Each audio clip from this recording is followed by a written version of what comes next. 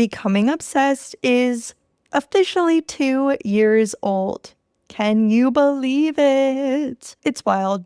It's crazy. And honestly, I've planned on having more to say about it. And I have an episode coming out, and I'm just going to throw this at the beginning of it. And this episode is a good bit vulnerable, very honest, and I have a feeling a lot of women are going to feel seen. And for that, I'm sorry, but I'm also with you. We're in this together. And sometimes just hearing somebody else say it out loud gives you permission to acknowledge it in yourself and think a little differently. So let's just get into it. Today, we are becoming obsessed with thinking about ourselves less. I'm halfway through my month in Italy, and it is so funny because coming into this trip, I started a social media detox because I became aware of just how influenced I was thinking and planning and researching what I was going to wear for a month in Italy, all based on preconceived notions and celebrity spottings in Italy. And this facade of having to look put together, having to be put together, and having to figure out how I was actually going to have amazing outfits that I could rewear and restyle for an entire month. And it's funny because I'm always so much better at packing for a long trip when I'm done with a long trip. And it's been 3 years since my last multi-month vacation working trip. And I think at least 3 years ago, I was in a season of life where I cared a bit less, or I was feeling less pressure about my appearance. I was freshly out of a long relationship and feeling freedom, feeling good, knowing that I was going to have so many emotions come out. And I'm sure I did stress about what I was going to wear, but part of it was also, what am I going to wear while I'm training for a marathon? And less, what am I going to wear to fit in, traveling all over Italy and taking content or not making content. Probably a month or two ago, I actually recorded an episode that I have not posted yet. And it was based on a conversation that I had with my best friend where we were talking about how the social pressures on our appearance, especially as women, have been growing. And I've been somebody my entire life, I've tried to be body positive and love the body that I'm in and focus more on what it's capable of and less how it looks. I'm somebody who will go thrift a larger pair of pants so that I can feel good in my clothes again instead of trying to fit into my favorite pair that just don't look as good anymore. But I'll say in the last year, maybe 2, I've put on a good amount of weight, and I have tried a little bit to get in better shape, and it doesn't seem to be moving the scale. And again, it's really not about the number. But what I do think is also adding pressure to that experience is the use of GLP-1s, the use of all of these medications to help people lose weight. And I don't think those drugs are a negative thing inherently. I think they're also helping a lot of people who have been struggling. But I also think that they're being used by people we see in the media all the time to get even thinner, even smaller. And I do think it's impacting what we're seeing everywhere, right? Like what we're seeing online. And I know I'll speak for myself, it's gotten in my psyche. And this was something that I had started to realize. And then I actually brought it up to my best friend, and we're a bit vulnerable about how we both don't feel the best in our bodies. Like we both are, rounding out to 30 and trying to figure out if it's just like a second puberty, if it's our lifestyle. And she said she had actually just read a post or an article about how GLP-1s are kind of bringing back this skinny culture. And it wasn't just me. It is in all of the media that I'm consuming, people are just more thin. And I think another part of the conversation really is this. I hate to get political, but as I just saw a post that was like, oh, I don't follow politics, they follow you regardless. I do think that there's a little bit of a pendulum swing where around the COVID era, we went so body positive.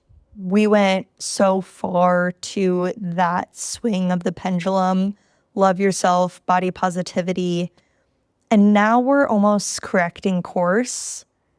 And of course, skipping over the middle just to swing to the other side. I do think it follows and is part of the political spectrum from self-love and kind of the leftist ideals and wokeness and acceptance that happens and was happening around the COVID era, the early 2020s, to now where the US is politically with the right really dictating some things in media and stores, even the way that they're kind of reacting. And so the mix of new drugs with the political climate is creating this pressure in me, in myself. And I'm sure that if I'm feeling this, other women are. Maybe you're feeling this.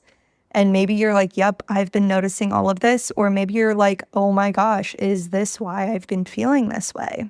Which is exactly why I want to talk about it and normalize talking about these things. I think a lot of the body positivity conversation is so important, but I'm also always so hesitant to enter it because I do know that a lot of people struggle more than I do. And I'm actually pretty comfortable still with where I am at, even though I have gained a lot of weight and I don't think it's muscle necessarily. But I still feel pretty comfortable with where I am. I still feel pretty healthy with where I am. And if anything, it's just been a signal to me that maybe I need to pay a bit closer attention to my actual diet and lifestyle and how much I'm moving. And the other thing that's happened in the last few years is that I don't do any physical gig work. For a long time, I was working at a lemonade stand in the summers, or I would just pick up odd brand ambassador jobs throughout the year, just kind of fun things. And in the last couple years, fortunately, those things don't pay me a fraction of what I make if I just work for myself. So I've stopped doing them.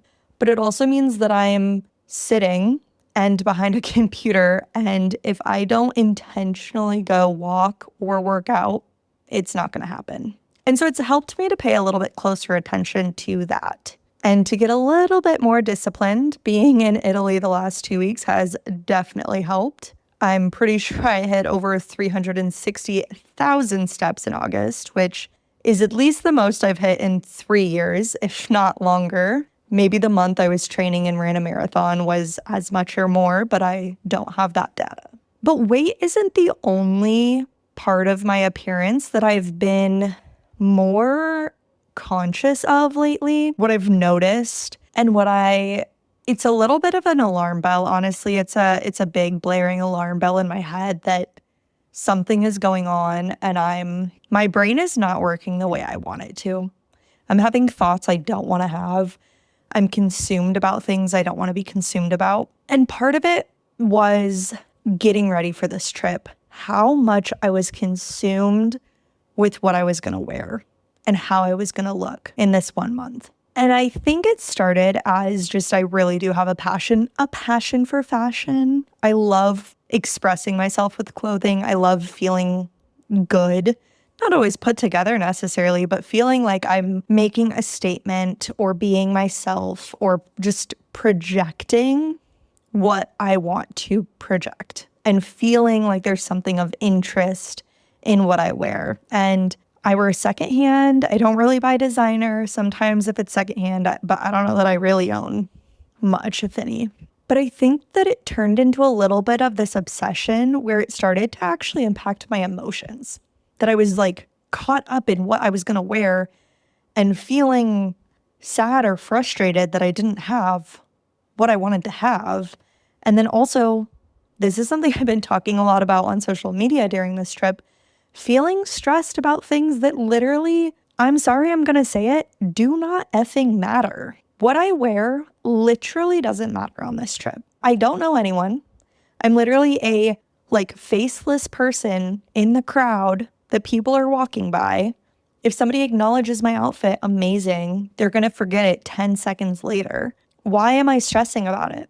Especially when, like I said, fashion is something that I'm passionate about. I love style. So why am I taking something that I enjoy and turning it into a stress? Like, why am I stressing about a thing that I'm supposed to be enjoying? And it wasn't just my clothes, guys. It was also stressing about, I need to get my nails done. I'm not going to go get my nails done. And every time I made this decision, I'm not going to get my nails done, I really had a bit of a tight schedule and honestly kept being like, I'll paint my own nails, and then being like, no, I'll get them done, and then being like, well, I'd rather spend that money in Italy. It was just this cycle, and it felt like every time I made a decision, I was then back to worrying about it. Let me tell you what, my toenails were half painted coming into this trip. All of the nail polish has rubbed off except on my big toes. I have the nail polish with me. I have not fixed it. I shaved before we left. 7 to 10 days later, when I finally got in water in a lake, my legs were not shaved because somehow I forgot my razor. And when I went to shave, I didn't have it. And then I had to go get one. And I went to the lake with long hair armpits, long hair everywhere, toenails that are not painted, my typical black swimsuit. It's a few years worn in and it doesn't necessarily give. And guess what? It didn't effing matter. Why am I stressing about these things that don't matter? And that is the biggest thing I want to address. The biggest thing that I don't want to just be aware of, but I want to change right now. I do think that sometimes I'm overly self-aware, but I also think that these are a signal that I'm not aware of the right things and that I'm allowing myself to be consumed and, like I said at the beginning, to be influenced. Spending too much time on social media, too much time worrying about what people I never will know are doing, what they're wearing, and the social pressure to always look good so you can have an Instagram moment. And then I get here and I still stress a little bit about my nails and my legs and shaving and whatever, but that's only before I leave for the day. And once I've left for the day and I'm out on an adventure, I'm not thinking about any of those things.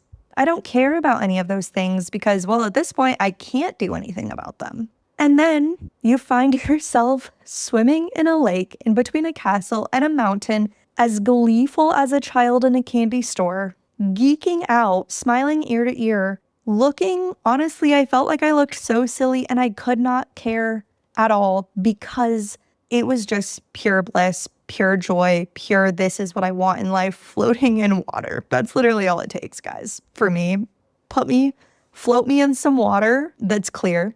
Let me just preface, I need to be able to see my feet when they're underneath me in the water.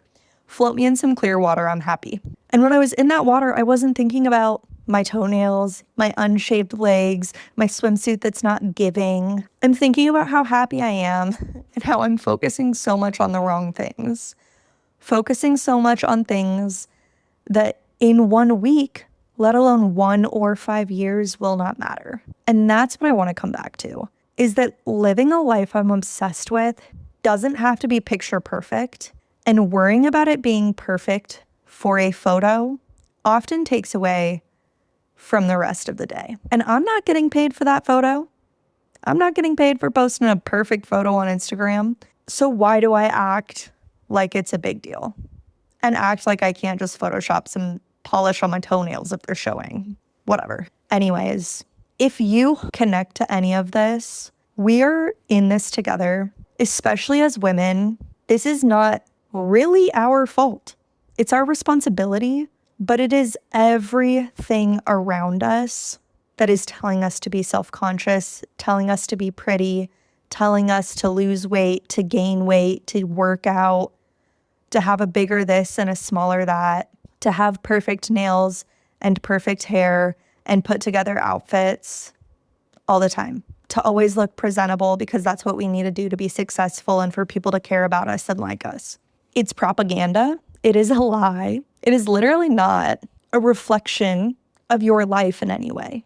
So right now I'm working on de-influencing myself. I've actually been taking photos most days of what I'm really wearing, and I want to do a little carousel post showing what I'm actually wearing, showing that I'm re-wearing the same stuff. And yes, I have some great pieces and I do have some killer outfits, and yet I still just went and bought sweatpants because I needed something cozier than what I had. Anyway, we'll give you a little Italy update at the end of all this.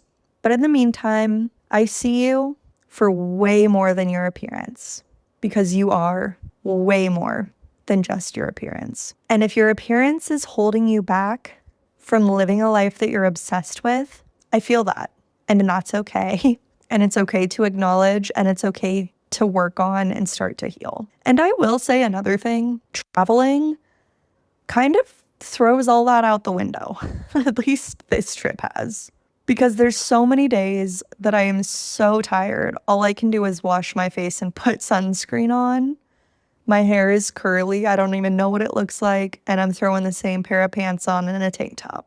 And there's usually not a full body mirror. And the lighting in the bathrooms is really bad in most of the places I've stayed. And it helps to just not be looking at myself as much.